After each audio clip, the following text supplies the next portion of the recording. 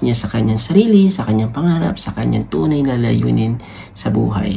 Si Santiago ay nagkaroon ng tiwala sa kanyang mga pangarap at mga tao, sa mga nakilala niya sa kanyang paglalakbay.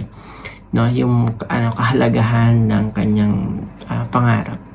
So ayun, yung pagsusumikap sa buhay, hindi madali yung pinagdaanan niya, yung paglalakbay niya, yung pagtupad ng mga pangarap.